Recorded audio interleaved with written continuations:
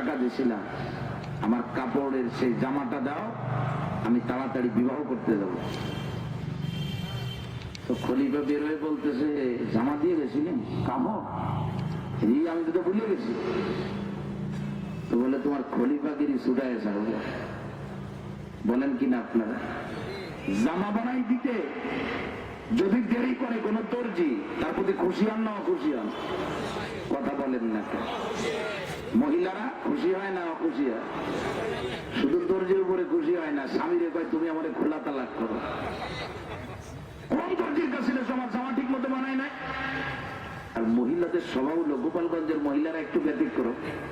এরা যদি জামা কাপড় বানাইতে দিয়ে ডিউ টাইমে না পায়, তেলে বাগুনে চলে ওঠে। কারণ আমারও তো একজন মহিলা আছে না, কখনো রাগ করে না, কিন্তু জামা কাপড় চোপড় এগুলো যদি একটু এডিকশনই পায়, মহিলারা সহ্য করতে পারে না। কথা হয়ে আছে, সোমবার দিন বিকালে বাজারে নিয়ে যাব, স্যান্ডেল কিনে দেব, কাপড় কিনে দেব। এই তো হঠাৎ করে সোমবারে এক কাজ বেজে গেছে, যাইতে পারি নাই। যে বেচারি মোটে রাগ করে না, কত ত্যাগ স্বীকার করে আমার জন্য, কত ত্যাগ, সে রাগ হয়ে যায়, বলে আমার কোনো জিনিস কিনার সময় হয় না। খলিফা যদি ঠিক মতো জামা না বানায়, আপনি রাগ হয়ে যান, আপনার স্ত্রী রাগ হয়ে যায়। খলিফা তার দায়িত্ব ঠিক মতো পালন করে নাই, জামা ঠিক মতো বানায় না। ও জ্ঞানী মুসলমান, আমার দিকে লক্ষ্য করেন। মাওলানা পাক ফেরেশতাদেরকে বলল, দুনিয়াতে মানুষকে বাদামের ব্যবসা করার জন্য পাঠাবো না, চাকরি করার জন্য, বাড়ি গাড়ি করার জন্য না। দুনিয়াতে আমি আল্লাহ পাক মানব জাতিকে সৃষ্টি করতেছি, উদ্দেশ্য হলো তারা আমার খলিফা হবে। তার মানে আমার কিছু দায়িত্ব আছে, আমি কিছু দায়িত্ব তাদেরকে দেব, সেই দায়িত্বগুলি জমিনের মধ্যে সঠিকভাবে পালন করবে। দোস্ত আমার দিকে লক্ষ্য করেন। আল্লাহ পাকের দেওয়া দায়িত্ব হলো 5 ওয়াক্ত নামাজ। আল্লাহ পাকের দেওয়া দায়িত্ব হলো বছরে রমজান মাসে রোজা রাখা। আল্লাহ পাকের পক্ষ থেকে দেওয়া দায়িত্ব হলো জীবনে একবারের জন্য সম্পদ থাকলে হজ করা। আল্লাহর পক্ষ থেকে দায়িত্ব হলো নারীর জন্য মাথা থেকে পাতলা পর্যন্ত ঢেকে ফেলা, পুরুষের জন্য টাকনুর উপরে কাপড় উঠানো। ও দুনিয়ার মুসলমান, আমার দিকে লক্ষ্য করো। A to Z ETC এভাবে করে মাওলানা পাক বিভিন্ন হুকুম আহকাম দিয়ে আবার দুনিয়াতে পাঠিয়ে দিলেন। আমার আল্লাহ বলে, বান্দারে, দুনিয়াতে পাঠাই করে সাথে সাথে বলি নাই যে তুমি নামাজ পড়ো, বরং আমি আল্লাহ পাক মেসুর হওয়া পর্যন্ত, নামাজের উপযুক্ত হওয়া পর্যন্ত তোমাকে সময় দিলাম। আমি তোমারে খাওয়াই, আমি তোমারে আমার কুদরতি হাতে লালন পালন করলাম। আস্তে আস্তে যখন বড় হয়ে গেলে, তোমার বয়স যখন 12 বছর হলো, তুমি পুরুষ, তোমার বয়স যখন 15 বছর হলো, এখন আমি আল্লাহ পাক দুনিয়াতে তোমারে যে জন্য পাঠিয়েছি, সেই দায়িত্বগুলি তোমারে বুঝাই দিলাম। দায়িত্বগুলি তুমি পালন করো। এ দুনিয়ার মুসলমান, আমার দিকে লক্ষ্য করেন। প্রিন্সিপাল একজন শিক্ষককে বলল, ছাত্রদের ক্লাস নেন। শিক্ষক জিজ্ঞাসা করে প্রিন্সিপাল সাহেবকে, কোন জায়গার মধ্যে ক্লাস নেব?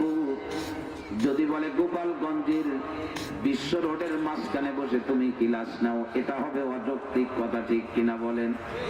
শিক্ষক বলবে, ক্লাস নিতে গেলে চেয়ার লাগে, গরমের সময় ফ্যানের বাতাসের প্রয়োজন হয়, মাঝে মধ্যে খাবারের প্রয়োজন হয়। একটা ক্লাসরুম হতে গেলে ওই রুমের মধ্যে কিছু জানালা থাকতে হয়, বাহিরের কোনো আওয়াজ আসলে ক্লাস নিয়ে মজা করা যাবে না। ও গোপালগঞ্জের মুসলমান, আমার দিকে লক্ষ্য করো।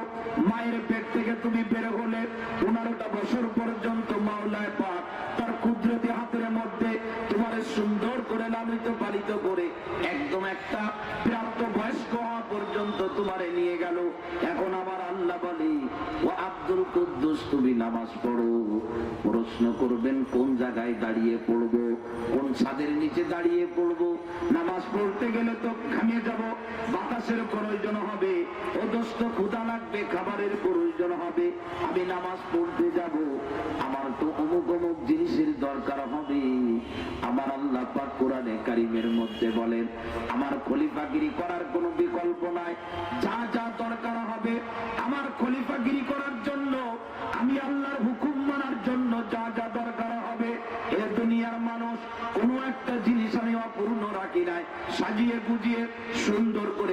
রেডি করে তারপরে তোমারে চেয়ারে বসায় দিয়ে বলেছি আমার অফিস তুমি পরিচালনা করো। আমার আল্লাহ কোরআনে কারিমের মধ্যে বলেন, ও দুনিয়ার মানুষ, আমি তোমার জন্য আমার কুদরতি হাত দিয়ে আসমান বানিয়েছি, আমি তোমার জন্য জমিনকে বিছানা বানিয়েছি, তোমার জন্য কখনো ডাইনে, কখনো বামে, কখনো সামনে, কখনো পিছনে, চতুর্দিক দিয়ে বাতাসের ব্যবস্থা করেছি। তোমার জন্য আমি বৃক্ষরাজিরও ব্যবস্থা করে দিয়েছি। আল্লাহ রাব্বুল আলামিন বলেন, শুধু তাই না, তুমি আমার হুকুম মানবে, তোমার হুকুম মানার শর্তে যা যা করা দরকার সব তোমার জন্য করেছি।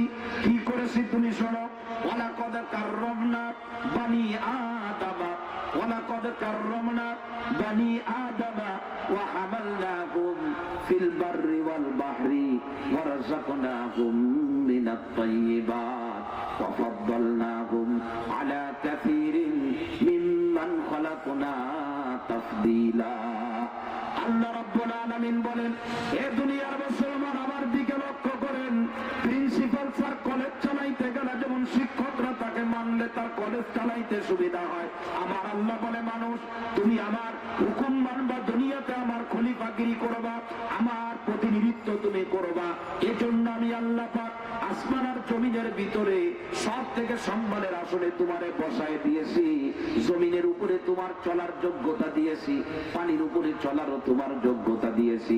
আসমান আর জমিনের ভিতরে তোমারে সারা মানুষ সারা ভিন্ন লক্ষ লক্ষ কোটি কোটি প্রাণী আমি সৃষ্টি করেছি, যারা শক্তির লাইনে মানুষের থেকে অনেক শক্তিশালী, যারা নেতৃত্বের লাইনে মানুষের থেকে ভালো নেতৃত্ব দিতে পারে, পাহারাদারির লাইনে মানুষের থেকে ভালো পাহারাদারি করতে পারে।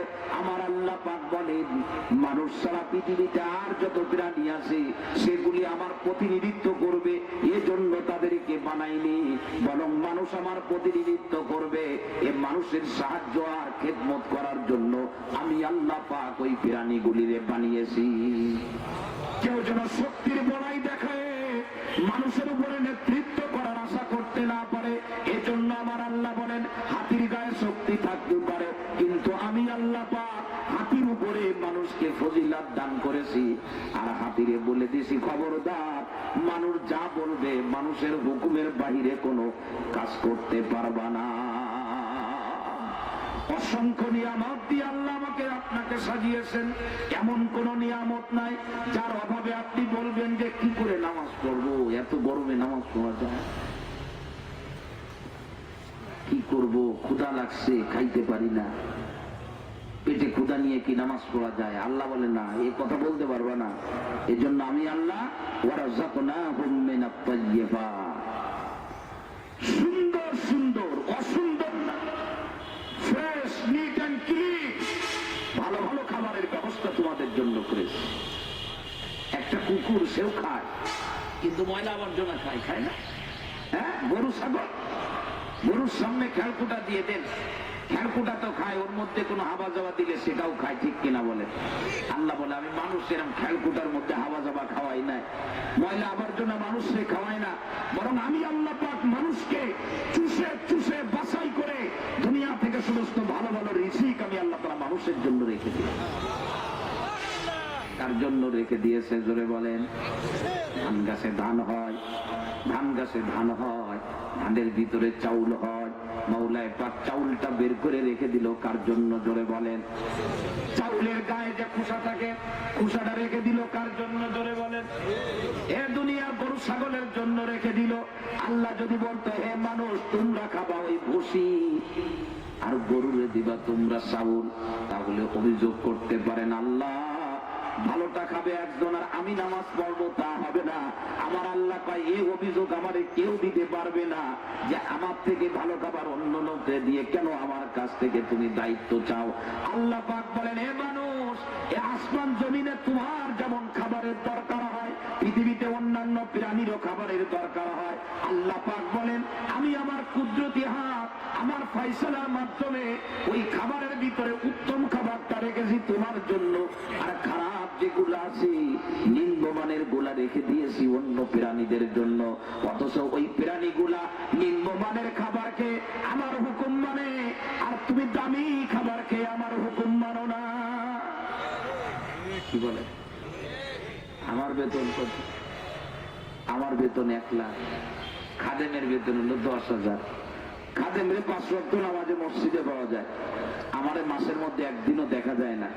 বিশ্ববিদ্যালয়ে এই কথা বলবে কিনা, যে বলবে না? কি বলেন যে খাদেমরে 5,000 দিয়ে তারে পাওয়া যায়, 5 ওয়াক্ত নামাজে আপনার 1 লাখ দিয়েও 1 ওয়াক্ত পাওয়া যায় না, শুরু করছেন কি? এটা বলবে না?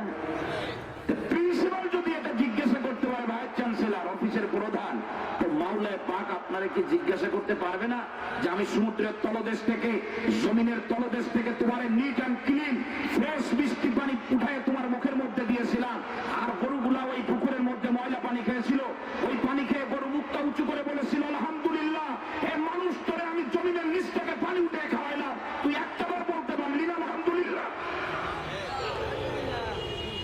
তখন কি বলবেন? কি বলবেন? কি বলবেন? হ্যাঁ, কি বলবেন? আমার আর আপনার কি বলার আছে? বলেন যে আমার এই বলার আছে, আমি তাই বলবো। আপনি যা বলবেন আমি সেটা এখন বয়ান করব। এ দুনিয়ার মহিলারা, আমার দিকে খেয়াল করেন মহিলারা, মহিলারা খেয়াল করো, মা বোনেরা, পৃথিবীতে অসংখ্য প্রাণী আল্লাহ বানাইছে, অসংখ্য প্রাণী। কিছু কিছু প্রাণী সুন্দরবন, কিছু কিছু প্রাণী চিড়িয়াখানার মধ্যে দেখা যায়। মা প্রাণীগুলা, মা প্রাণী যারা, পুরুষ প্রাণী থেকে মা প্রাণীগুলা একটু সেফ সাইডে থাকে। আপনি বানর গুলা যদি দেখেন, দুষ্টু বানর যতগুলা, যেগুলা পুরুষ এইগুলা হলো দুষ্টু। আমার কেশবপুরে বানর আছে, হনুমান আছে, আমি জানি। মা হনুমান গুলো একটু সেফ সাইড থাকে, একটু পার্থক্য আছে উভয়ের চলার ভিতরে, কিছু পার্থক্য আছে। মোরগ আর মুরগি, বাড়িতে মোরগ আর মুরগি আছে না? মোরগ আর মুরগির দিকে তীক্ষ্ণ দৃষ্টি দেন, আমি তো বয়ানের জন্য দিচ্ছি। মোরগ আর মুরগি দুজনের চলার গতি একরকম না। মোরগ চলে মোরগের মতো, বেটা মানুষের মতো। মুরগি দেখবেন সুন্নাত তরিকা আস্তে আস্তে বাচ্চাগুলারে নিয়ে চলে। মুরগি কখনো ওই মোরগের মতো বুক উঁচা করে একদম মাথা ঝাঁকাইতে ঝাঁকাইতে মুরগি কোনোদিন চলে না। মুরগির মুখটা থাকে নিচের দিকে। মুরগি বাচ্চাগুলারে নিয়ে খুব সেফ সাইডে, বেশি দূরে যায় না, ঝামেলা করতে যায় না, কারোর সাথে মারামারি করে না।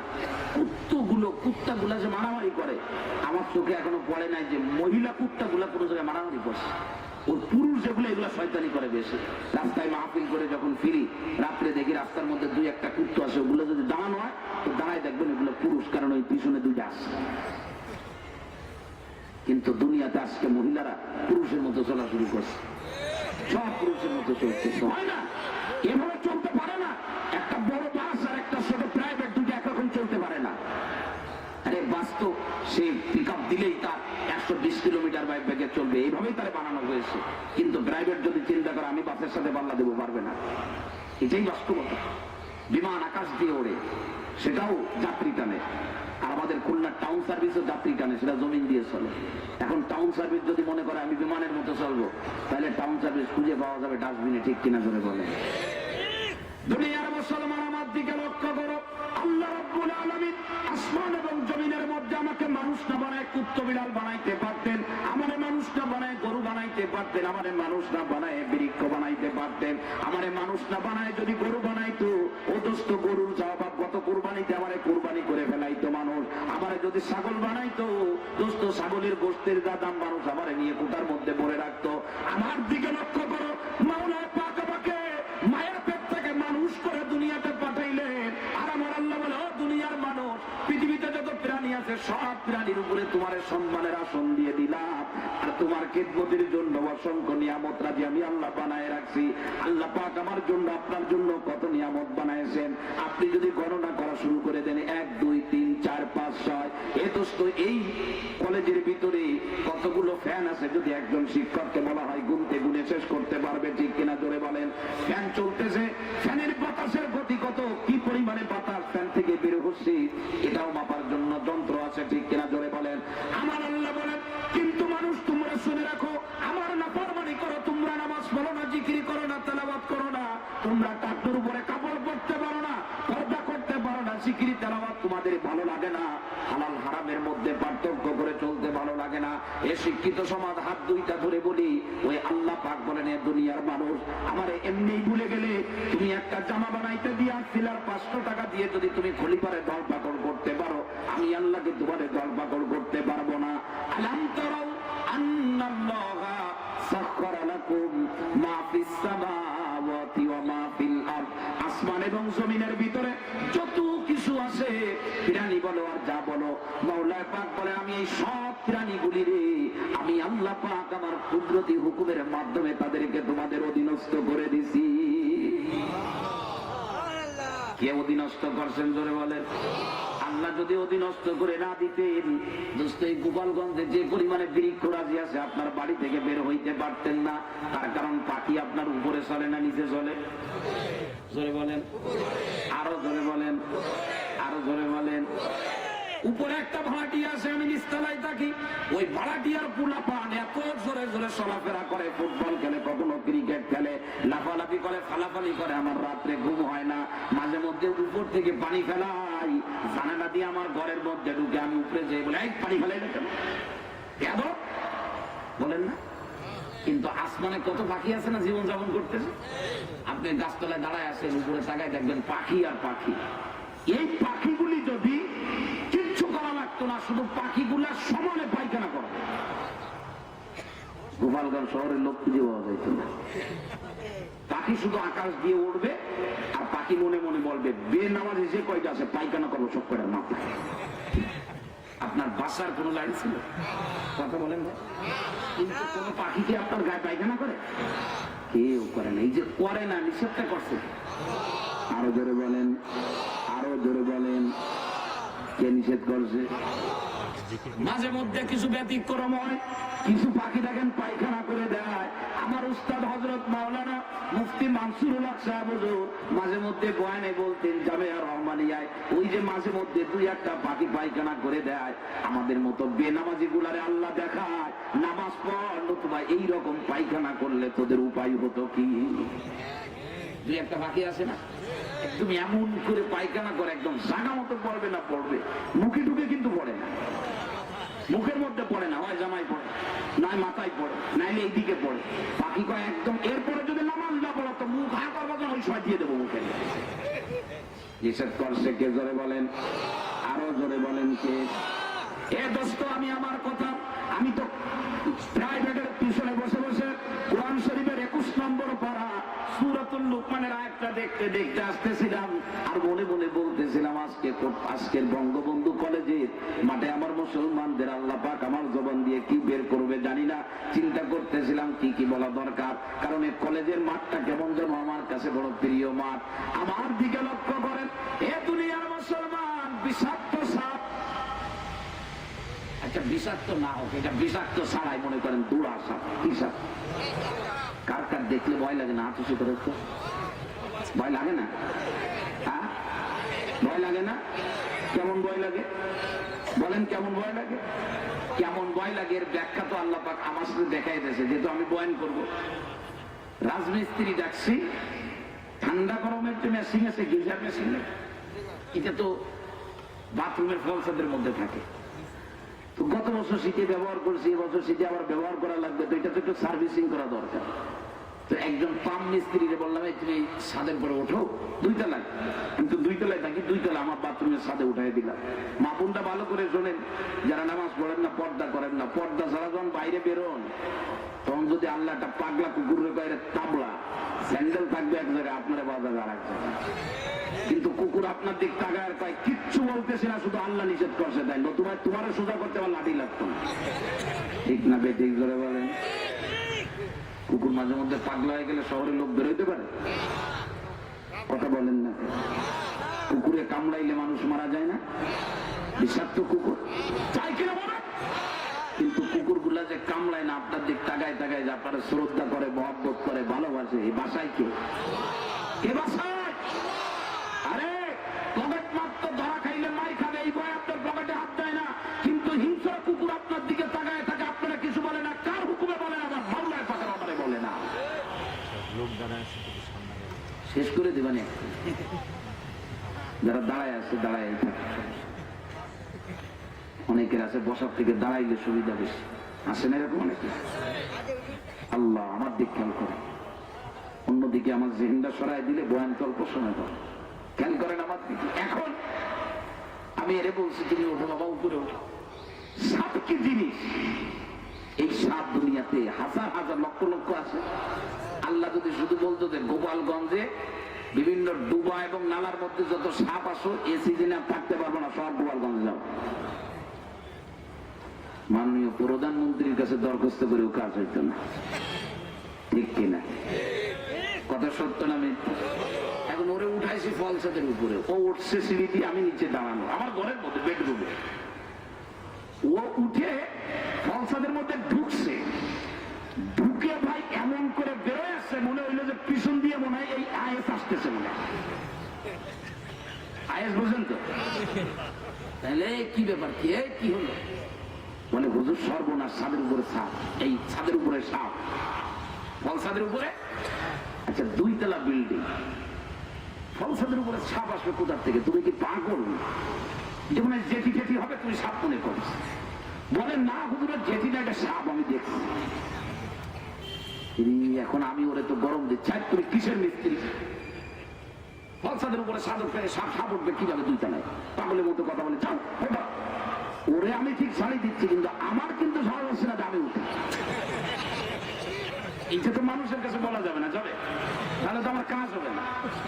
এখন আমি চিন্তা করলাম যে এখানে সাপ আসবে করতে, তাই বললাম তোমার হেল্পারে ডাকলো। হেল্পারে ডাকলো, তুমি ওঠো।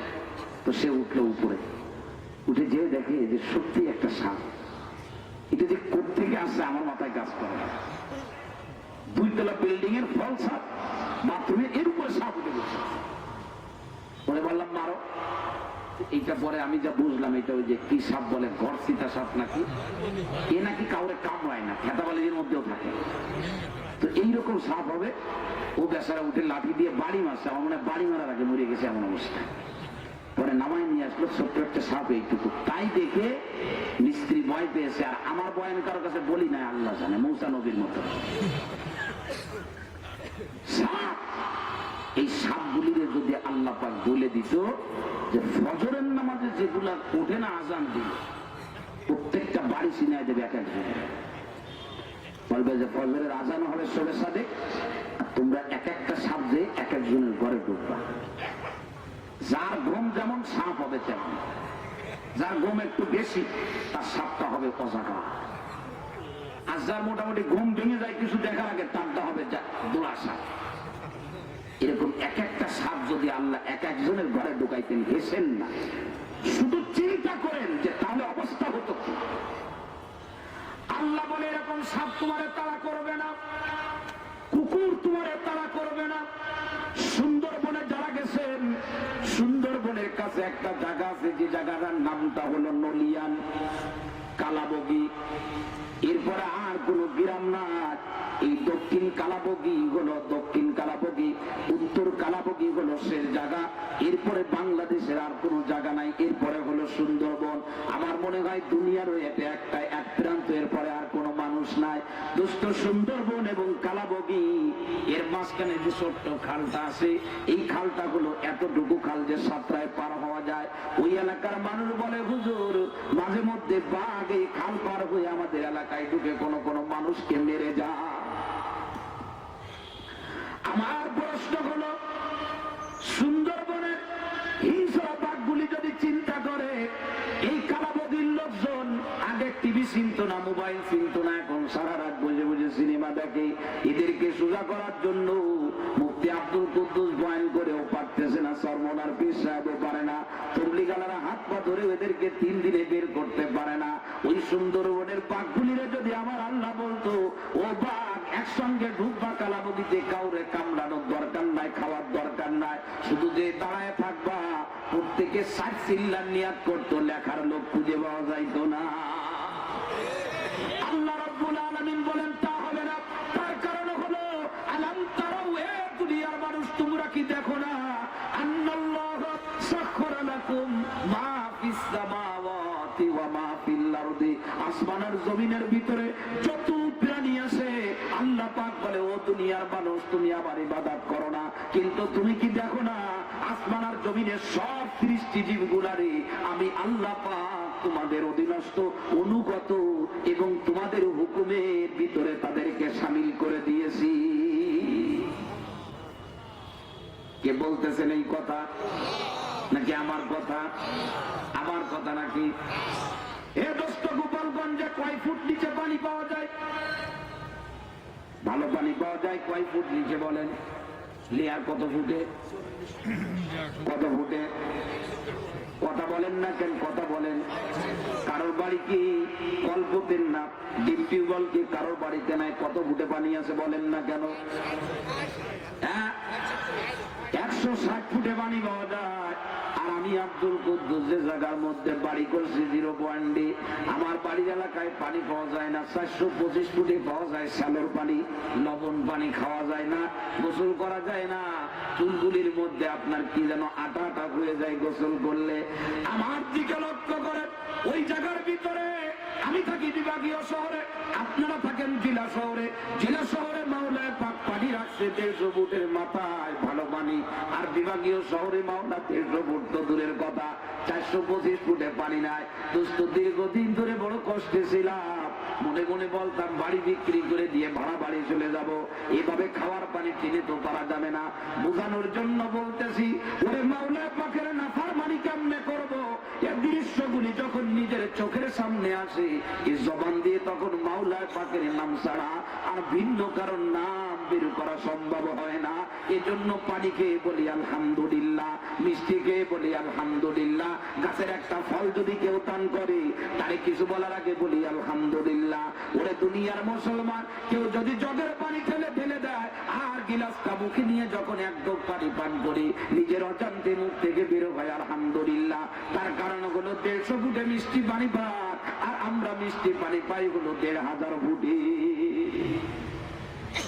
1500 ফুট নিচ থেকে যদি আমার আল্লাহ ওই মিষ্টি পানি জমিনের উপরে উঠায় না দিতেন, বলে আল্লাহ উঠা কয়, আমি তো মেশিন দিয়ে উঠায়। কেমন পারো খুলনাতে যে 150 ফুটে একটা পাইপ ফুটে তুমি মেশিন লাগাও, দেখি কেমন মিষ্টি পানি পাও। আমার আল্লাহ বলে পাবি না রে, পারি না। আউ ইউসবিহা মাউহা গৌরান ফালান তাসতাতিয়া লাহু তলাবা। আমার আল্লাহ বলে, হে দুনিয়ার মানুষ, আমার নাফরমানি করো, আমি আল্লাহ যদি শুকিয়ে মিষ্টি পানিকে জমিনের তলদেশে পাঠায় দিই, এ জমিনের কোনো ক্ষমতাধর নাই যে পানি উঠায় তোমাদেরকে খাওয়াইতে পারে। কথা সত্য না? কয়রায় যদি আপনি ভালো পাম্প মিস্ত্রি নিয়ে যান, ভালো পাম্প মিস্ত্রি কয়রায় নিয়ে গেলেন, নিয়ে তারে বললেন যে তোমাদের 2 কোটি টাকা দেব, তোমার মতো মিস্ত্রি গোপালগঞ্জে আর দ্বিতীয় নাই। তোমার সুনাম শুনেছি গোপালগঞ্জের আকাশে বাতাসে, তোমার 2 কোটি টাকা দেব, তুমি কয়রা শহরে আমার একটা ডিপ টিউবওয়েল বসায় মিষ্টি পানি খাওয়ার ব্যবস্থা করে দাও। পারবে কি ভাইজান? কি বলে পারবে ভাইজান? লবণ পানি একদম সিলাই ফ্রেশ, ওই জায়গার মধ্যে লবণ পানি। গোপালগঞ্জে 150 ফুটে মিষ্টি পানি, খুলনাতে 1500 ফুটে মিষ্টি পানি।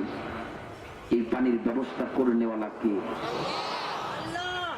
এত কিছু দিয়েছেন কে? জোরে বলেন, আরো জোরে বলেন। এ দোস্ত, আর একবার আর একটা কথা বলি। আপনারা বসছেন হলো ত্রিফলের উপরে, এই ত্রিফলটা এভাবেই মাহফিলের ময়দানে ব্যবহার হবে। হতে হতে একদিন ত্রিফলটার ব্যবহার করার উপযুক্ত থাকবে না, ঠিক কিনা বলেন? বাড়িতে একটা সুন্দর শীতল পাটি কিনে নিয়ে আসছি, ঢাকা থেকে কিনছে 4500 টাকা দিয়ে। খাটের উপরে বিছায়ে বলতেছে শুইতে গেলে আজকে বালিশ লাগবে, যায় ব্যবহার করার আর সুযোগ থাকে না, ঠিক কিনা জোরে বলেন? এ দুনিয়ার মুসলমান, গোপালগঞ্জের মুসলমানেরা হাত দুইটা জোর করে বলে দিয়ে যায়, লম্বা বয়ান করা তো উদ্দেশ্য না, শুধু নিজের বিবেকটাকে জাগ্রত করা উদ্দেশ্য। আপনারা বড় জ্ঞানী মানুষ, আপনারা বড় আল্লাহওয়ালা, পৃথিবীর মানুষ তো আপনাদেরকে দেখে। ও দুনিয়ার মুসলমান, আমার দিকে লক্ষ্য করো। মাওলায় পাক তোমার জন্য জমিন রে বিছানা বানায় দিয়েছে, এ বিছানার উপরে কত কিছু তুমি করতেছো। এ দোস্ত, এই ত্রিফলের উপর দিয়ে যদি প্রাইভেট চালায় যায়, ত্রিফল ছিঁড়ে যাবে। জমিনকে আমার আল্লাহ আল্লাহর দফরস না গাফালি বাল মাজিদুন, আমার আল্লাহ বলে জমিন রে বিছানা বানায় দিয়েছে। এই জমিনের উপরে কেউ তো গাজীর গানের আয়োজন করে, কেউ জমিনের উপরে ট্রাক চালায়, কেউ জমিনের উপরে স্টিমার চালায়, কেউ জমিনের উপরে ও দুনিয়ার মুসলমান খুনতা মারে, কেউ জমিনের উপরে আল্লাহু আকবার কুড়ুল দিয়ে কুদাল দিয়ে কোপাইতে থাকে। এ জমিনে দাঁড়িয়ে কেউ গাঁজা খায়, ফেন্সিডিল খায়, কেউ সিগারেট খায়, এই জমিনের মধ্যে দাঁড়িয়ে আবার কেউ কেউ নামাজও পড়ে, কিন্তু জমিন তো নষ্ট হয় না। মানুষের চলার দ্বারা যদি জমিন নষ্ট হয়ে যেত, এই জমিন যদি চেঞ্জ করে আর একটা জমিন দেওয়া লাগতো, তাহলে আমরা দাঁড়াইতাম কোথায়? আমার আল্লাহ বলে, দুনিয়ার মানুষ তোমরা শুনে রাখো, আমি মাওলা তোমাদেরকে যে বিছানা বিছায় দিছি, এই বিছানার উপরে তুমি 100 বছর ধরে জীবন যাপন করবা। ও বিছানা কোনোদিন ধোয়া লাগবে না, ও বিছানা তোমারে ধুয়ে পরিষ্কার করে দেবে।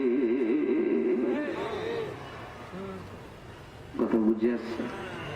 বুঝেননি মনে করছে? এমন একজন তাফসীরের কিতাবের মধ্যে আসছে, এক একটা দিয়ে যদি বয়ান করা হয় তো অনেক সময় লাগবে। জমিনের কথা একটু বলি। ওয়াল আরদা ফারাশনা, এই আয়াতের তাফসীরের মধ্যে আসছে জমিন, একই জমিনের কত গুণ, কত গুণ। একটা ধান জমিনের মধ্যে রাখেন, হারায় যাবে নাকি বেশি দাম পাওয়া যাবে? কথা বলে। শস্যের দানা জমিনের মধ্যে ফেলান, হারিয়ে যাবে না ওর থেকে আরো শস্য হবে? কথা বলে। একটা নারকেল না খেয়ে জমিনের মধ্যে রেখে দিলেন, নারকেল একটা গাছ হবে, ঠিক কিনা বলে? আবার এই জমিন আল্লাহ এমন কলিস্টর বানায় দিয়েছে, যা রাখেন তাই ফ্রেশ থাকে। আবার মনে করেন যে সুপারি বাগেরহাট অঞ্চলে পচে যায়, এই জন্য সুপারিটা যাতে না পচে এই জন্য রাখে কোথায়? কথা বলেন। আপনি কেমন করে তাকাইতেছেন? বাগেরহাটের খবর জানেন না? সুপারি কোথায় রাখে? আস্তাগফিরুল্লাহ, বাগেরহাটের খবর জানেন না? পান খান না? আল্লাহ তোমার পাশে। কোথায় রাখে বলেন? সুপারি মাটির নিচে রাখে না? মাটির নিচে রাখে, ভাইজান জানেন না? মাটির নিচে রাখে যাতে সুপারি পচে না যায়। আমি তো দেখেছি রাখতে আমার বাড়িতে, আমার আব্বারে। আল্লাহ! অথচ একটা মানুষ যখন মরে যায়, সেই মানুষটারে কই রাখে?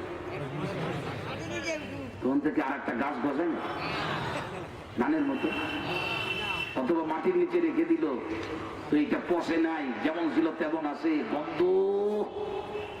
3 বছর পরে কবর ভেঙে গেছে, দেখে যা অবস্থা। আরে নবীদের শহীদদের লাশ পচে না, গলে না, সেটা আলাদা প্রশ্ন। কিন্তু এই জমিনের নিয়ম কি? স্বাভাবিক ভাবে লাশ ভিতরে রেখে দিলে এই লাশের কোন অস্তিত্বও থাকে না, ঠিক কিনা? একই জমি, বহুমুখী ফায়দা দেয় একই জমি, ঠিক কিনা বলে? বহুমুখী বিদ্যালয়ের মতো ইংরেজি, বাংলা, উর্দু, ফার্সি, হিন্দি সব শেখানো। আল্লাহ, মানুষ ও মানুষ, এরপরেও আল্লাহরে মানবা না? এরপরেও আল্লাহরে মানবা না? আল্লাহরে মানতে হবে, আল্লাহর মানার বিকল্প নাই। যারা আল্লাহকে মানতে চায় না তাদেরকে ডাক দিয়ে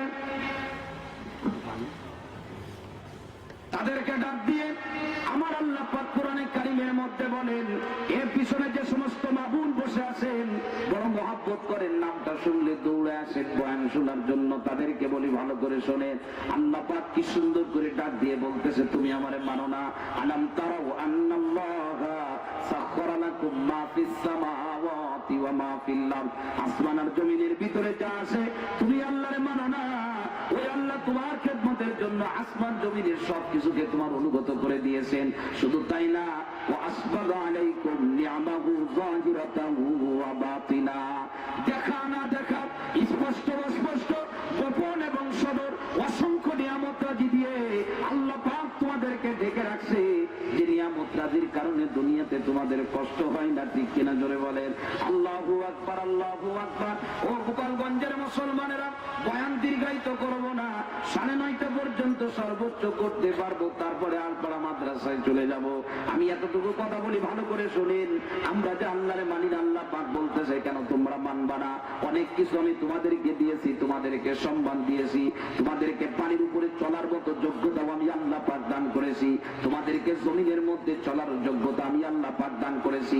আমার দিকে লক্ষ্য করেন, আমার আল্লাহ পাক বলেন, আমি এত পরিমাণে নিয়ামত তোমাদেরকে দিয়েছি, ওয়া ইন তাউদ্দু নি'মাতাল্লাহি লা তুহসুহা। যে কথা বলতেছিলাম, একজন শিক্ষককে যদি বলা হয় ফ্যান গুলো কয়টা ফ্যান আছে বঙ্গবন্ধু কলেজে, ফ্যান গুনে শেষ করা যাবে, অদস্ত লাইট গুনে শেষ করা যাবে, বঙ্গবন্ধু কলেজের রুম গুলা গণনা করে শেষ করা যাবে, বঙ্গবন্ধু কলেজের বৃক্ষগুলা গণনা গণনা করে শেষ করা যাবে। কিন্তু আমার আল্লাহ পাক বলেন, এ দুনিয়ার মানুষ কাফারমানি যারা করো, নামাজ পড়তে ভালো লাগে না, জিকির করতে ভালো লাগে না, ইসলাম মানতে যাদের ভালো লাগে না, আমি আল্লাহর বিধান মানতে যাদের ভালো লাগে না, তাদেরকে লক্ষ্য করে আল্লাহ পাক বলতেছে, তোমরা শোনো, আমি তোমাদেরকে বলি, আমি তোমাদেরকে অসংখ্য নিয়ামত দিয়ে রাখছি। খলিফারে জামার কাপড় আর 500 টাকা দেওয়ার মতো অসংখ্য নিয়ামত তোমাদেরকে দিয়ে রাখছি। যদি নিয়ামত গণনা করা শুরু করে দাও, ও দুনিয়ার মুসলমান, গণনা করতে করতে তোমার গণনার ভাষা শেষ হয়ে যাবে, লিখতে গেলে কলমের কালিও শেষ হয়ে যাবে, তোমার কাগজও শেষ হয়ে যাবে। কিন্তু মাওলায় পাক তোমার উপরে যত নিয়ামত দিয়েছেন, সেই নিয়ামত গণনা করে কোনোদিন শেষ করতে পারবা না। আল্লাহ রাব্বুল আলামিন বলেন, এই যে নিয়ামতগুলি আমি দিলাম, এই নিয়ামতগুলি তুমি কাজে লাগাইতেছো, নিয়ামতগুলি তুমি ভোগ করতেছো, শুনে রাখো, যদি 5 ওয়াক্ত নামাজ ঠিক মতো পড়ো, জিকির তেলাওয়াত যদি ঠিক মতো করো, আমি আল্লাহর বিধান যদি ঠিক মতো মেনে চলো, একটা নিয়ামতের ব্যাপারেও কিয়ামতের ময়দানে তোমাকে জিজ্ঞাসা করা হবে না, বরং তোমাকে বলা হবে, তুমি আমার হুকুম মেনেছো আর আমার নিয়ামত ভোগ করেছো, এখন স্থায়ী নিয়ামতের জায়গা জান্নাতের ভিতরে তুমি চলে যাও। সারাদিন পরে বেতের নামাজের ভিতরে সেজদায় যখন মাথাটা ফেলায় দিব, সকালে ঘুম থেকে উঠে এই বেতের নামাজের শেষ সেজদা পর্যন্ত আল্লাহর যত নিয়ামত তুমি ভোগ করেছো, নামাজের সেজদা দেওয়ার সঙ্গে সঙ্গে আল্লাহ রাব্বুল আলামিন সমস্ত নিয়ামতের দাবি ছেড়ে দিবে। ও দুনিয়ার মহিলারা, আমার দিকে খেয়াল করেন, যে সুন্দরী চেহারা আমার আল্লাহ আপনাকে দিয়েছে, এর চেহারা কোনো ঔষধের কারণে হয় নাই, পৃথিবীর কোনো কসমেটিক্স আর মালমেটিয়াসের কারণে হয় নাই, পৃথিবীর কোন কারুকার্য খচিত কোন একজন কি বলে ওইটারে যারা রং করে তুলিওয়ালা তুলি দিয়ে তোমার চেহারাটা সুন্দর করে তৈরি করে নাই। মাওলায় পাক বলেন, আমি তোমার সুন্দরী চেহারা দিলাম, লাকাদ খালাকনাল ইনসানা ফি আহসানি তাকওয়িম, সুন্দর চেহারা দিয়ে তোমারে বানাইলাম। এই সুন্দর চেহারা যখন আল্লাহর হুকুম মেনে কোন নারী যখন ঢেকে ফেলাবে, মাওলায় পাক এই সুন্দর চেহারা দেওয়ার কারণে যে দাবি ছিল, সব দাবির কথা মাওলা পাক ছেড়ে দিবি। কিন্তু শুনে রাখো, আল্লাহ পাক অসংখ্য নিয়ামত আমাদেরকে দিলেন, আমাদেরকে অসংখ্য নিয়ামত দিয়ে দুনিয়াতে ছেড়ে দিলেন, নিয়ামত ভোগ করতেছে কিন্তু আল্লাহর হুকুম মানি না। আল্লাহ পাক বলেন, আমার নিয়ামত খেয়ে আমার হুকুম না মেনে এ দুনিয়াতে তুমি ব্যস্ত আছো ভিন্ন ভিন্ন কাজের ভিতরে, কিন্তু তুমি শুনে রাখো, আমার নিয়ামত ভোগ করতেছো গুটি কিন্তু আমার হাতের ভিতরে, রশি হলো তোমার গলার ভিতরে। তুমি যে জায়গার ভিতরে যাও, তুমি পালাইতে পারবা না, পালানোর কোনো জায়গা নাই, লাস্ট তোমার সঙ্গে আমার দেখা হবে। হাত্তা যুরতুমুল মাকাবির, ওই কবরের ভিতরে আমি আল্লাহর সাথে তোমার ধরা দিতে হবে। যেখানে তুমি ধরা পড়বা, ওই জায়গায় ধরা পড়ে পালানোর কোনো জায়গা থাকবে না, বের হওয়ারও কোনো রাস্তা থাকবে না। আমার দিকে লক্ষ্য করেন, এ দুনিয়ার মুসলমান, পুলিশ তাড়ানো শুরু করলো আসামিকে, আসামি দৌড়াইতেছে, পুলিশ তো সব রাস্তা চিনে তাড়াইতে তাড়াইতে আসামি এমন এক রাস্তায় ঢুকছে, আসামির থেকে পুলিশ মনে করেন 30-40 হাত পিছনে, পিছন থেকে পুলিশ আসামিরে লক্ষ্য করে বলে, দৌড়ায় লাভ হবে না, যে রাস্তায় তুমি দৌড়াইতেছো কিছু দূর যাওয়ার পরে রাস্তার সামনে বাউন্ডারি দেওয়া আছে, পালাইতে পারবা না, ডাইনে যাওয়ারও কোনো ক্ষমতা নাই, বামে যাওয়ারও কোনো রাস্তা না। আমার আল্লাহ বলে, যাবা কোন জায়গায়? আলহাকুমুত তাকাসুর, এই দুনিয়াতে বাড়ি করার পিছনে, গাড়ি করার পিছনে, রাজনৈতিক নেতা হওয়ার পিছনে, দুনিয়াতে তুমি কি নিয়ে দাবড়াইতেছো আর কোন দিকের মধ্যে তুমি দৌড়াইতেছো?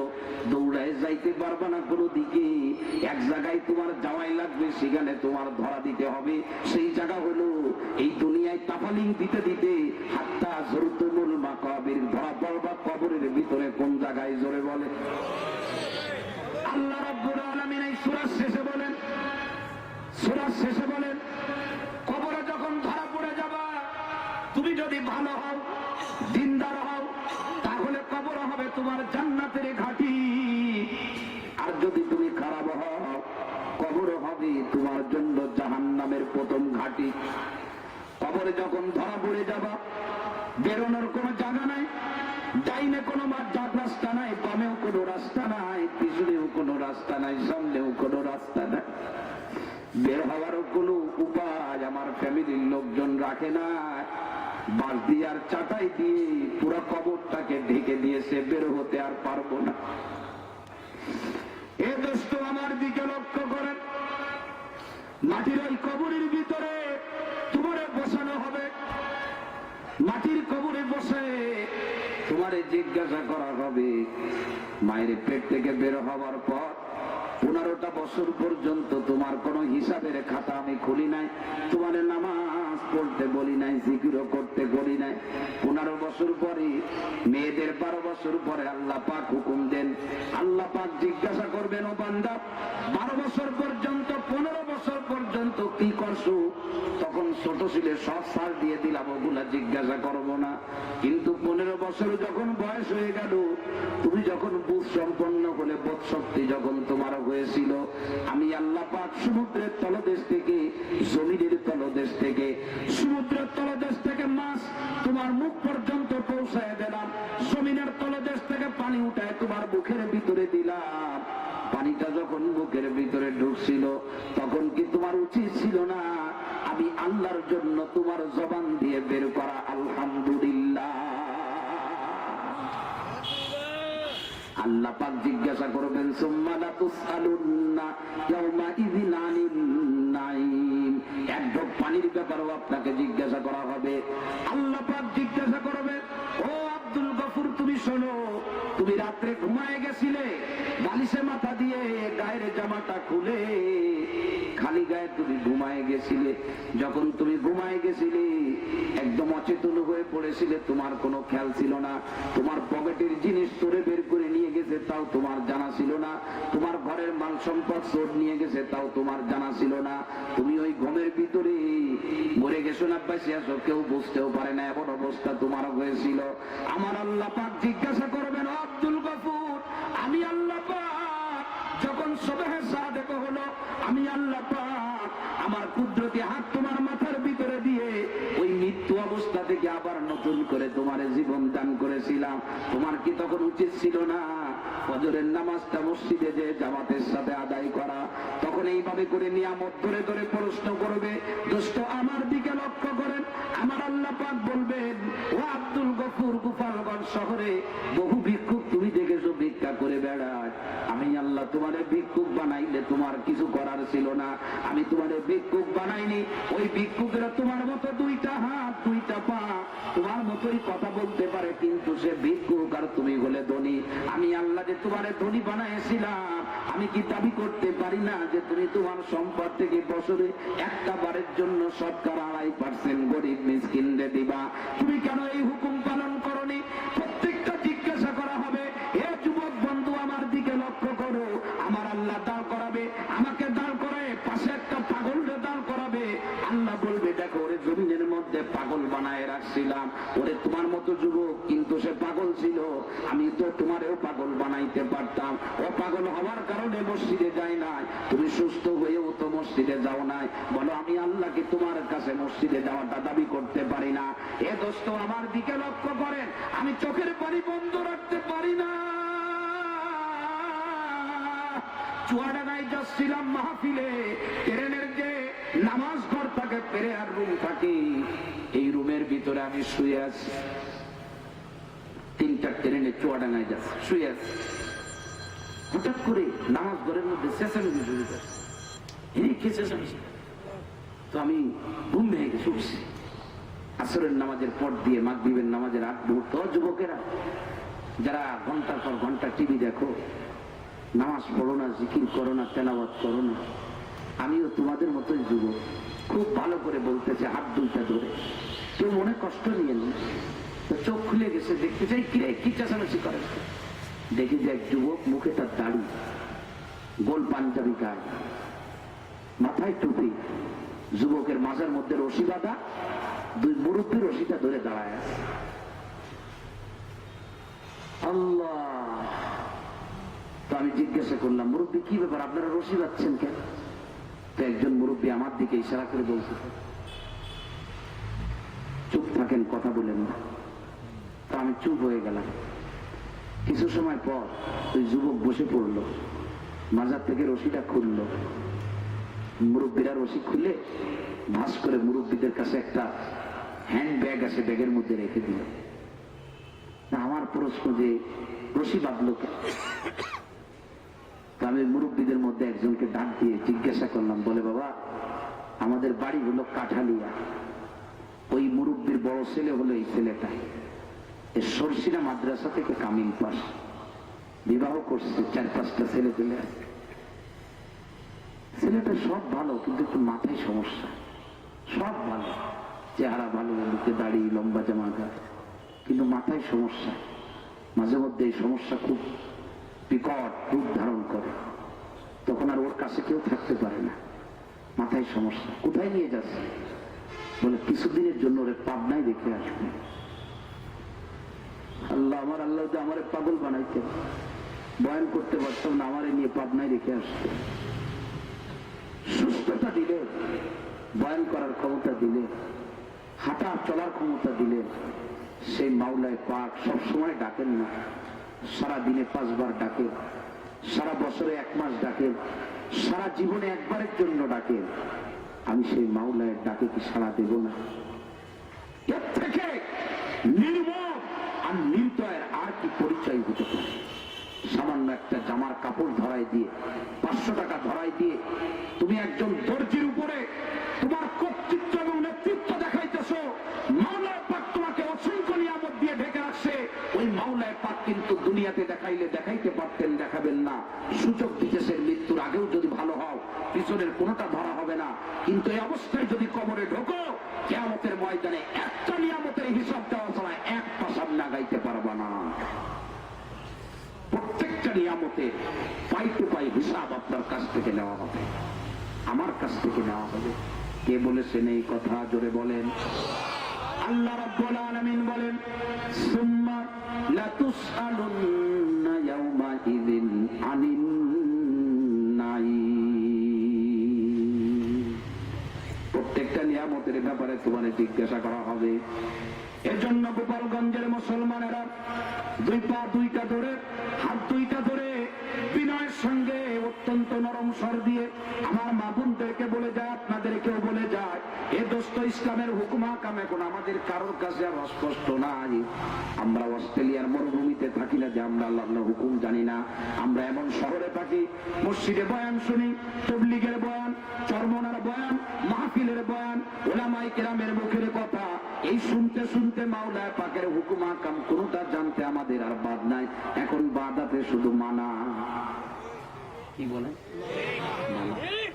যদি না মানি, প্রত্যেকটার ব্যাপারে কিন্তু আপনাকে জিজ্ঞাসা করা হবে।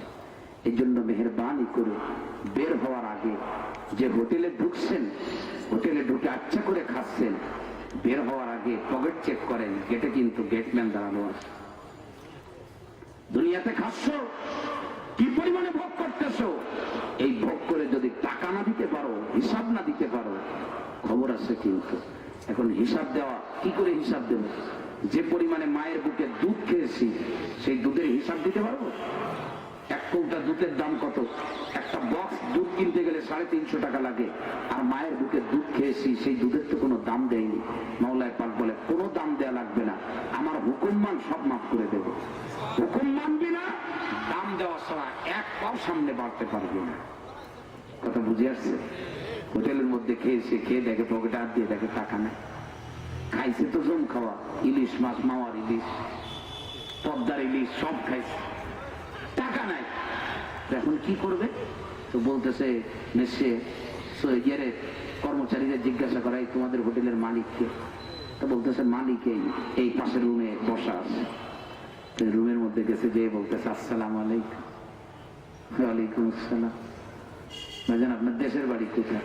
বলে গোপালগঞ্জ। কোথায়? বঙ্গবন্ধু কলেজের পাশে। আমার বাড়িও গোপালগঞ্জ। আমি তো খাইছি জম খান, পকেটে দেখতেছি টাকা নাই। ভাই আল্লাহর রাস্তা মাফ করে দেন ভাই, আমি যদি গেট দিয়ে যাই আপনার কর্মচারী আমার দললে জামা খুলে দেওয়া ছাড়া উপায় নেই। মাওলানা পাক আমাদেরকে অসংখ্য জিনিস দিয়েছেন, আমরা ভোগ করতেছি। নামাজে সিজদা করেন, মসজিদে করে 2 হাত তুলে আল্লাহরে বলেন, আল্লাহ তুমি যা দেশো খাইতে একটা বাদ দিন, দাম চাইলে দিতে পারবো না। তুমি সব মাফ করে দাও, কবরে ঢুকলে যেন কেউ জিজ্ঞাসা না করে, বরং চূড়ান্ত জায়গা জান্নাত পর্যন্ত যেন পৌঁছায়।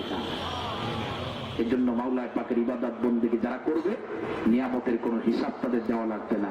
আর যারাই ইবাদত বন্দেগী করবে না, খোদার কসম করে বলতেছি, লিখে রাখেন, কাগজ পকেটের ভিতরে রাখেন, জিজ্ঞাসা হবেই হবে। একটা নিয়ামতকেও ফাঁকি দেওয়ার কোনো সুযোগ নাই। এটা সম্পূর্ণ কুদরতি ক্যামেরার মধ্যে ধারণ করা হচ্ছে, ঠিক কিনা চলে বলে কথা বুঝে আসছে? আল্লাহ পাক আমাদের সকলকে বুঝার, মানার, আমল করার তৌফিক আল্লাহ তাআলা দান করেন। সবাই বলে না, সবাই বলে না আমিন। আরো জোরে বলে না আমিন। আল্লাহ তাআলা আমাদেরকে আল্লাহর হুকুম নবীর তরিকায় মেনে চলার তৌফিক আল্লাহ তাআলা দান করেন। সবাই বলে না ভাই।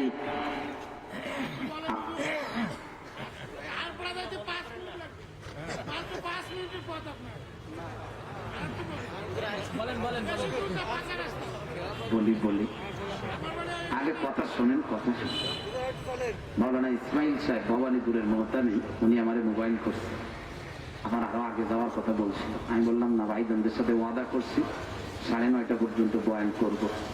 তো বলছে মাওলানা একটু আগে আগে আসো, মাদ্রাসার মাহফিল তো। আপনারা আমি বুঝতেছি যেভাবে দাঁড়ায় আছেন আর বসে আছেন, আরো ঘন্টা কেন 2 ঘন্টা করলেও শুনবেন। যেটুকু বলছি কিছু তো বুঝছেন না, হ্যাঁ বুঝছেন না? এইটুকুর উপর আমল করেন, দেখা হবে জান্নাতের গেটে ইনশাআল্লাহ। আর বাকি বয়ান নাই তা না, এখনো বঙ্গবন্ধু কলেজের কমিটিতে এখনো মাহফিলই করে না, দিন তো একটা পড়ে রয়েছে সামনে। আল্লাহ পাক তৌফিক দিলে গোপালগঞ্জে আরো অনেক মাহফিল আছে, তখন বয়ান করবো ইনশাআল্লাহ। যে কথাগুলি বললাম আল্লাহ আমাকে আমল করার তৌফিক দান করে। সবাই বলেন আমিন। রাগ করছেন নাকি? কেউ রাগ করেন না। আল্লাহ নিয়ামত, অসংখ্য নিয়ামত আল্লাহ দিয়ে রাখছে, সেই নিয়ামত গুলি আমরা ভোগ করতেছি প্রতিনিয়ত, ঠিক কিনা বলে? আমার দিক খেয়াল করেন, একটা আরেকটা নিয়ামতের কথা বলে যায় ভাই, আমার দিক খেয়াল করেন। আপনারা যারা যুবক আছেন, আমার মতো বয়সী যুবকরা, আমার দিক খেয়াল করেন। এই যে 3.5 হাত বডি, তোমার মাদ্রাসায় যাওয়ার দরকার নাই, তবলিগেও যাওয়ার দরকার নাই, সর্বনায় যাওয়ার দরকার নাই। একদিন বাড়ি বসে শুধু 3.5 হাত বডি নিয়ে একটা গবেষণা করো যে আমার বডিটা কেমন। একদম ওই পার আঙ্গুল থেকে তাকাবার মাথা পর্যন্ত যাবে, প্রত্যেকটা জায়গা নিয়ে চিন্তা করো যে আসলে ব্যাপারটা কি। আমার এক ছাত্র 13 খাদায় বাড়ি, বলে হুজুর আমি ঢাকাতে যাবো অপারেশন হতে। কেন, কি ব্যাপার? বলে হুজুর আমার এই হাঁটুর মালার ভিতরে এরকম এরকম এরকম এরকম খেলে, এরকম খেলে, এরকম এরকম এরকম খেলে হাঁটুর মালা। কিরকম খেলে? হাসে খেলে, খেলে কেমন? হাঁটুর মালাটা এরকম এরকম, একটা মালার ভিতরে হাঁটুটা এরকম এরকম এরকম, ছবি দেখবে। তা বলতেছে, ডাক্তার বলতেছে যে আমার এই যে হাঁটুটা যে খেলে, এই হাঁটুটা যে খেলায়, যে এই যে ঘোরে, এই হাঁটুর ভিতরে একটা ছোট্ট কি জানি ঢুকছে, এখন যখনই ঘুরাইতে যায় তখন ব্যথা করে। আল্লাহ, এ কি কথা? বুঝতে বোঝেন না? মানে এইটার মধ্যে মনে করেন এই যে মালাটা খেলতেছে, এর ভিতরে কোত্থেকে ছোট্ট একটা কি মানে মানে আপনারা মনে করেন যে পাথরের কুশি এটার মধ্যে ঢুকছে, ঢুকে এখনো কোনো রকম হাঁটুই করতে পারে না, ওইটা পাথর যন্ত্রণা করে। ডাক্তার বলছে অপারেশন করতে হবে, করে ওইটা বের করতে হবে। ঢাকাতে অপারেশন করছে আমার ওই ছাত্র, দোয়া করেন সবাই, গরিব মানুষ, এখনো হাঁটতে পারতেছে না। আবার যাওয়া লাগবে, এখানে সব স্প্রিং সেট করা। এ যুবকেরা, এই 3.5 হাত বডি সোজা করতে মাওলানা পাকের বেশি কিছু লাগবে না, ওই একটা ঢুকায় দিলি তোমার মতো আব্দুল কুদ্দুস সুফ হয়ে এক জায়গায় বসে থাকে। তবলিগ আলাদের টাকা লাগবে না, কারণ কবে তবলিগ আলাদা কবে বয়ান শেষ করেন, আরো বয়ান করেন আলোচনা। আল্লাহ পাক বলেন আমি তো তোমার এরকম গজবের মধ্যে ফেলাইতেছি না, তোমার নিয়ামত দিয়ে প্রতিনিয়ত আমি তোমার সুন্দর করে জীবন যাপন করার সুযোগ দিচ্ছি। আমি তোমার কাছ থেকে শুধু কিছু হুকুম মানো এটা চাচ্ছি, যে হুকুম মানলে তোমারই লাভ। এই জন্য মেহেরবানি করে মাওলানা পাকের হুকুম মানবো, মানবো তো সবাই ইনশাআল্লাহ। আল্লাহ পাক আমাদেরকে তৌফিক দান করে। সবাই বলেন গোপালগঞ্জ জেলা রং মিস্ত্রি শ্রমিক ভাইজানদের উদ্যোগে আজকের এই মাহফিল, আমরা ওদের জন্য দোয়া করবো, ওদের দিয়ে বেশি বেশি বাড়ি রং করাবো, ঠিক আছে? ওদের জন্য দোয়া করবো, আল্লাহ যেন ওদেরকে দিনের উপরে অটল থাকার তৌফিক দান করে। সবাই বলে না। আর যদি ওরা এখানে মাহফিল না দিয়ে গান বাজনা দিত, আপনাদের কারো কিছু করার ছিল? ওরা কত ভালো মানুষ, কষ্টে অর্জিত টাকা দিয়ে সুন্দর এই মাহফিলের আয়োজন করেছে, বড় মহব্বতের সাথে আপনাদেরকে বসার ডাকছে। কথা শুনলাম, আল্লাহ ওদেরকে যাচাই খায়ের দান করে। ওদের জন্য দোয়া করবো, আল্লাহ যেন ওদেরকে 5 ওয়াক্ত নামাজি বানায় দেয়, দিনদার বানায় দেয়। ওদের নিয়ে সমালোচনা করবো না, বরং ওদেরকে আরো সামনে বাড়ায় দেবো। ঠিক আছে না ইনশাআল্লাহ? আল্লাহুম্মা আমিন। ربنا ظلمنا أنفسنا وإن لم تغفر لنا وترحمنا لنكونن من الخاسرين اللهم إني على ذكرك وشكرك وحسن عبادتك اللهم إنا نسألك العفو والعافية في ديننا وبدننا اللهم إنا نسألك الجنة ونعوذ بك من النار اللهم إنا نسألك حبك وحب من يحبك وحب عمل يقربك يا رب العالمين আল্লাহ আমাদের হাতকে তুমি কবুল করে নাও। গোপালগঞ্জ জেলা রং মিস্ত্রি শ্রমিক ইউনিয়নদের উদ্যোগে আজকের মাহফিল, মাহবুব ওদের মাহফিলকে তুমি কবুল করে নাও। ওদের মনে যে নেক মাকসাদ আছে আল্লাহ নেক মাকাসেদকে তুমি পুরা করে দাও রব্বুল আলামিন। আমরা গুনাহগার, বলার জন্য শোনার জন্য যারা ময়দানে এসেছিলাম, মাহফিলকে কিয়ামতের ময়দানে আমাদের সকলের নাজাতের জন্য আল্লাহ তুমি কবুল ও মঞ্জুর করে নাও রব্বুল আলামিন। মায়ের পেট থেকে দুনিয়ায় পাঠানোর পরে অসংখ্য নিয়ামত দিয়ে তুমি এ পর্যন্ত পৌঁছাইছো। তোমার নিয়ামত গুলি ভোগ করে আল্লাহ পাক কত যে তোমার নাফরমানি করতেছি, ও মাবুদ তুমি আমাদেরকে সহি বুঝ দান করে দাও। তোমার হুকুম আহকাম গুলি সঠিকভাবে মানার তৌফিক দাও। তোমার নবীর আশিক আমাদেরকে বানায় দাও। 5 ওয়াক্ত নামাজ সহ তোমার বিধান নবীর তরিকায় মেনে চলার তৌফিক দাও। আমার বাপজানদের হায়াতে বরকত দিয়ে দাও। যুবক বন্ধুদের যৌবনের শক্তি ইসলামের জন্য কবুল করে নাও। আমার মা বোন যারা এসেছেন আল্লাহ মা বোনদেরকে ইসলামের জন্য কবুল করে নাও রব্বুল আলামিন। আমাদের যারা দুনিয়া থেকে চলে গেছেন আল্লাহ সবাইকে তুমি মাফ করে দাও। আল্লাহ পাক যে জায়গার মধ্যে মাহফিল অনুষ্ঠিত হলো বঙ্গবন্ধু সরকারি কলেজকে তুমি কবুল করে নাও। কর্তৃপক্ষ যারা মাহফিলের অনুমতি দিয়েছেন আল্লাহ তাদের প্রত্যেককে তুমি জাযায়ে খায়ের দান করে দাও। এই প্রতিষ্ঠানকে আল্লাহ সকল প্রকার বিশৃঙ্খলা মুক্ত করে দাও। এই প্রতিষ্ঠানকে এলাকার মানুষের জন্য আল্লাহ দিক নির্দেশনার একটা মাইল ফলক তুমি বানিয়ে দাও। যাবতীয় প্রয়োজন গায়েব থেকে পুরা করে দাও রব্বুল আলামিন। কষ্টার্জিত অর্থ দিয়ে যারা মাহফিলের আয়োজন করেছিল এই মানুষগুলিরে তুমি দূরে সরায় দিও না। আবু বকর আর উমরের খাতার মধ্যে তাদের নামটা তুমি ঢুকায় দাও। এই মানুষগুলির জান্নাতি মানুষ হিসাবে কবুল করে নাও। আল্লাহুম্মা তাকাব্বাল মিন্না ইন্নাকা আনতাস সামিউল আলিম ওয়া তুব আলাইনা ইন্নাকা আনতাত তাওয়াবুর রহিম। সুবহান রাব্বিকা রাব্বিল ইজ্জাতি আম্মা ইয়াসিফুন ওয়া সালামুন আলাল মুরসালিন ওয়ালহামদুলিল্লাহি রাব্বিল আলামিন। আমিন বিরহমাতিকা ইয়া আরহামার রাহিমিন। আসসালামু আলাইকুম ওয়া রাহমাতুল্লাহ।